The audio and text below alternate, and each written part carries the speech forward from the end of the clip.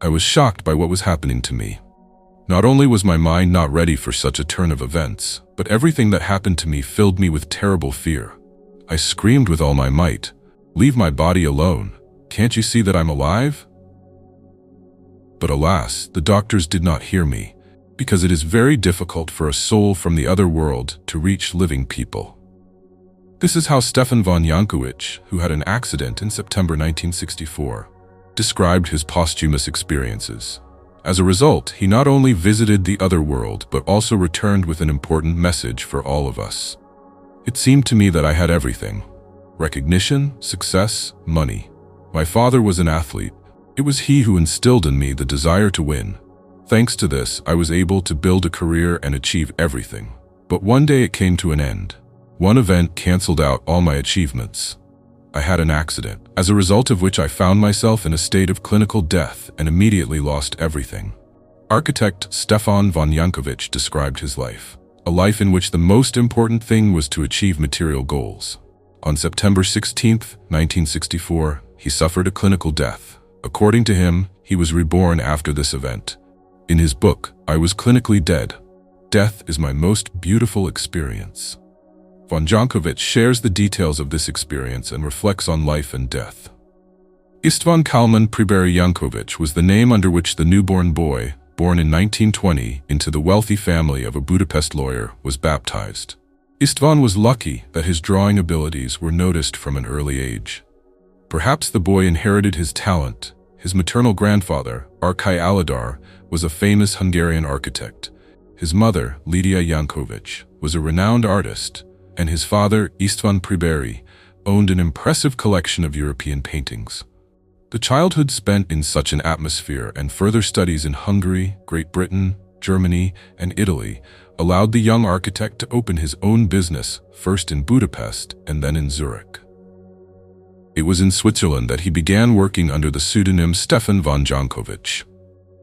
I had a well-planned day, several business meetings, an inspection of the land for future construction, and in the evening my wife and I were waiting for guests.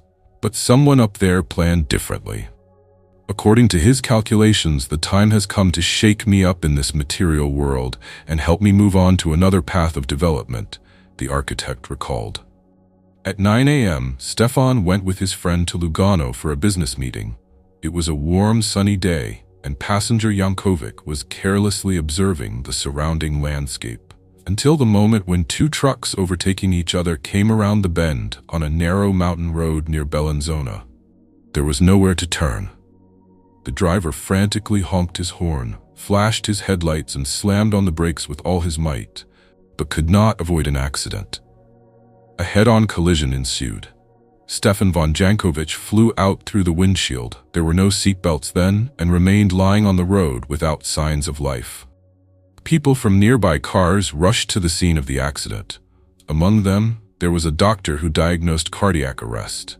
The victim could not undergo the usual intensive care protocol in such cases, because Stefan had broken ribs, among other things. The medic said, "There's nothing I can do, he's dead." That's how Stefan von Jankovich began the 6 most exciting minutes of his death. After waking up in the hospital, he asked for a tape recorder and, despite severe pain, feverishly dictated his feelings to it. This is how the book appeared, in which von Jankovich tried to summarize his memories and record the conclusions that he made for himself after returning from a trip to the afterlife. Stefan identified 3 stages of near-death experiences that he experienced during clinical death: awareness of death, witnessing your own death, a film about a past life. The realization of death began simultaneously with cardiac arrest. Stefan felt free from fear and stated with relief, "I survived this accident." But at the same time with this thought, there was a feeling that his body was dying right now. I saw that dying doesn't feel unpleasant at all. I didn't feel any fear of impending death at all. It was so natural, so self-evident that I was dying and finally leaving this world. Throughout my life, I never thought it would be so easy and wonderful to pass away. Ignorance of what death is the reason why people cling to life so much. I felt very light, and my condition seemed wonderful, natural, and cosmic. It was like I was relieved of a heavy burden. I had a feeling that I had finally returned home. However, at the same time, I was somewhat curious about what would happen next. I felt myself rising up. I have heard the most beautiful sounds and seen harmonious landscapes. I was completely happy. No problem bothered me. I did not remember any of the people who surrounded me during my earthly life. The sounds of music became louder and filled everything around. They were accompanied by flashes of crystal clear and bright colors. Those colors were so beautiful that I've been looking for them all around me ever since. And that's why I started working with stained glass windows. The colors in the refraction of colored glass, flooded with light from different sides, remind me of the experiences of that time. After that, it was like a theater curtain parted in front of me, and the next stage began. I was hanging over the accident site and saw my wounded body. At the same time, I saw the whole scene from different angles, clearly and distinctly. I saw a wrecked car, people standing around, and a traffic jam. At the same time, I could hear what people were talking about and even what they were thinking. The doctor was kneeling on my right and giving me an injection in my left arm. I saw the doctor using a wooden spatula to lift my tongue and remove the glass fragments from my mouth. I noticed that my right arm was twisted at an unnatural angle and realized that it was broken. There was blood around the place where I fell, but I knew I wasn't dead. Down there was only a body without signs of life. It seemed very funny to me and didn't bother me at all. On the contrary, I cheerfully watched the efforts of the medic to bring me back to life. I was shouting from above, "I'm here, I'm alive, leave that body alone, I'm alive, I feel good." But no one heard me. A woman was mentally reciting prayers and then asking for the forgiveness of this unfortunate man's sins. I was touched by her selfless kindness. Unlike her, the older man thought of me very negatively. You can be sure that he is to blame for the accident. This is, of course, one of those madmen who recklessly rush around in sports cars without following any rules. It was very interesting to watch what was happening from above, to see myself below, dying, and at the same time remain a spectator, free from emotions, noticing every detail. I could think, remember, and make decisions. I turned away from the accident site because it no longer bothered me. I wanted to fly away, and I did. Everything was peaceful, harmonious, and beautiful. The sounds and the play of colors became even more intense, filling everything around. I flew on, alone, but at the same time I felt that I was not alone, that I was surrounded by kind beings. It's time for what von Jankovich himself called the cinematic part. He was shown many scenes from his life. At the same time, the tape was launched in reverse order, starting with the accident and ending with the moment of birth. I saw the scenes as if I were not only the main character, but also an outside observer. I evaluated my actions and thoughts. At the end of the film, I finally summed up my life. I felt that I had a good chance for further development. The movie I saw showed that we are responsible for all our actions and even our thoughts. Yes, even the thoughts there are also reality. Purity of thought is very important. Suddenly, Stefan was back above the accident site. He saw a young, thin man approaching his body with a small bag in his hand. He also pronounced death, chalked the position of the body on the road, and ordered it to be removed to the side of the road. The police moved the body and began to look for some kind of blanket to cover it. Later, von Jankovich found out that this man was a medic of the investigative team called to the scene of the accident. He pushed the police away and injected adrenaline directly into his heart. Stefan remembered the doctor's face very well. A few days later, a young man entered my hospital room in Bellinzona. I recognized him immediately and turned to him. "Good afternoon, Mr. Doctor. May I ask why you gave me that diabolical injection?" He was surprised and asked how I knew him. I told him everything. Later, we became good friends. After a shot of adrenaline, I fell into a black abyss and with a painful jerk slipped into my mutilated body. Everything beautiful disappeared instantly. I regained consciousness and felt an indescribable pain. Thanks to the skill of a good doctor, my life was saved.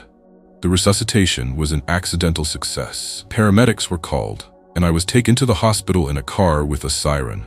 Thus began a new chapter of my life, full of suffering. Since then, I've been saying, the most beautiful experience of my life is my death. I've never been happier in my life than I was at that moment. Von Jankovich spent several years in hospitals. Stefan devoted this time to analyzing and comprehending his experiences. So he formed his own idea of what death is. Stefan von Jankovich argued with conviction that death is not the end of consciousness. In his opinion, this is a transition from one form of existence to another. This process is vividly illustrated by an example from biology, the life and transformation of a caterpillar. The caterpillar emerges from an egg laid by its mother, a beautiful, fluttering butterfly. In order to protect herself, she hides and does everything possible to provide herself with optimal conditions for development, following the laws of nature. She feeds, grows, and defends herself against external threats with all her might. Over time, her skin becomes too tight, and a moment of change comes. The caterpillar discards the old shell and begins the transition to a new state. She gives up organs that were previously vital and pupates. This stage can be compared to death. As a caterpillar, it ceases to exist. But her goal has been achieved. She has survived, matured, completed one cycle of life and prepared for the next. And then one day the chrysalis opens and something completely new is born. The creature spreads its wings and, no longer limited by the confines of its former form, soars into the sky like a light moth. It is no coincidence that the ancient Greeks considered the butterfly to be a symbol of the soul. What is the purpose of the caterpillar? Live and prepare to turn into a butterfly. In other words, her path inevitably leads to the end of one form of existence in order to move into another. Similarly, a person having lived his earthly life prepares for a new birth in the higher spheres of existence. In the book, I Survived Clinical Death, Stefan von Jankovich wrote, "Before this event, I lived solely for material purposes. I had no spiritual aspirations. This fact can serve as proof that I was not programmed for any extraterrestrial experiences. I am a rational person, a technical specialist, for whom only accurate data matters. I don't believe in fairy tales. I subject everything to scientific analysis. I look for cause and effect relationships in everything. I evaluate, systematize, and put in order." When I was on the verge of death, it became clear to me that the purpose of life is the experience given to us by fate. Passing through it, we must learn to live in such a way that we do not harm anyone and observe the cosmic law of love. All our actions and even our thoughts must be imbued with sincere, selfless love. Love is the infinite energy of the universe. After leaving my body, I felt this energy. I knew that this was love.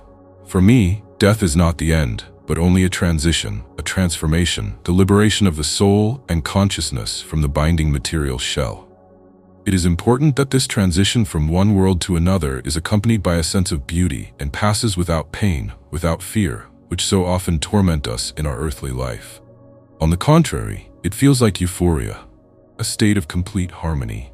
I'm not afraid of death anymore. One day, each of us will have to leave. Death is inevitable. We live, realizing its inevitability. But death is not something alien to the world, not terrifying, not unnatural. On the contrary, it is a natural part of our existence, its continuation. We should accept it as calmly as we accept life itself. Do you think there is life after death? Write your opinion in the comments. If you want to learn more about life after death and the afterlife, then I recommend watching my other videos. Please don't forget to like this video if you liked it. See you soon and have a nice day.